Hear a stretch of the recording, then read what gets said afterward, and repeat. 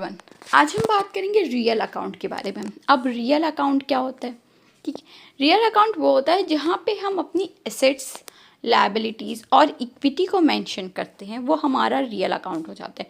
और real account accounting period के साथ ख़त्म नहीं होता, बल्कि ये नेक्स्ट ईयर कैरी फॉरवर्ड हो जाता है कि हमारी कोई एसेट है, ठीक है, हमारे सपोज हमारे पास एक बिल्डिंग है, तो वो बिल्डिंग तो नेक्स्ट ईयर भी रहेगी।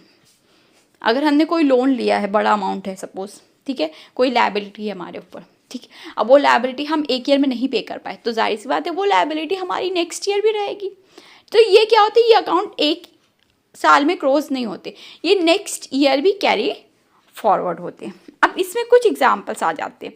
पहले तो आ जाता है इसमें एसेट्स का अकाउंट, ठीक है, कि जितना भी हमारे पास कैश है, जितनी इन्वेंट्री है, जो भी है हमारे पास प्लांट है, इक्विपमेंट है, फर्नीचर है, जो भी प्रॉपर्टी है, वो सारा कुछ एसेट में आ जाता है। अब लायबिलिटी में क्या आ जाता है, जो भी लोन हमने लेके रखे हुए हैं, ठीक है, वो हमें देने हैं, तो वो सारे आ जाते हैं लायबिलिटी अकाउंट में। देन इक्विटी अकाउंट में कि जो हमारी शेयर कैपिटल है या जो हमारी अर्निंग्स बाकी है, रिटेन अर्निंग्स है, तो वो सारा इक्विटी अकाउंट। तो ये सब कुछ रियल अकाउंट में ही मेंशन होगा।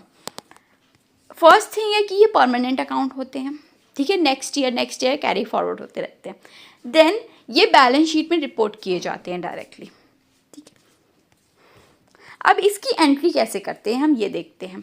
तो फर्स्ट थिंग है, जब हम जनरल एंट्री में एंट्री करेंगे तो फर्नीचर अकाउंट, ठीक है, डेबिट एंड जो क्रेडिट होगा वो अकाउंट पेएबल। अब किस तरीके से, suppose company purchases office furniture worth rupees 50,000 on credit, कि हमने, हमारी कंपनी और हमने 50,000 का फर्नीचर परचेज किया, लेकिन वो किस पे किया, हमने उधार पे किया है, मतलब मीन्स हमारी लायबिलिटी भी है, ठीक है। तो फर्नीचर अकाउंट डेबिट टू, अब हमने जिससे वो फर्नीचर परचेज किया या तो उसका नाम लिख देंगे, ठीक है, अगर हमें नाम पता है, अदरवाइज अकाउंट पेएबल। देन इससे क्या होएगा कि जो हमारा फर्नीचर अकाउंट है, ठीक है, जो हमारा एसेट अकाउंट है वो इंक्रीज हो जाएगा, ठीक है, और जो हमारा लायबिलिटी अकाउंट है वो भी इंक्रीज हो जाएगा, कि हमारी एसेट तो बढ़ी है 50,000 की और हमारी लायबिलिटी भी बढ़ गई है, कि अब हमें 50,000 देने भी तो हैं, ठीक है, तो लायबिलिटी भी बढ़ती है और एसेट भी इंक्रीज होती है।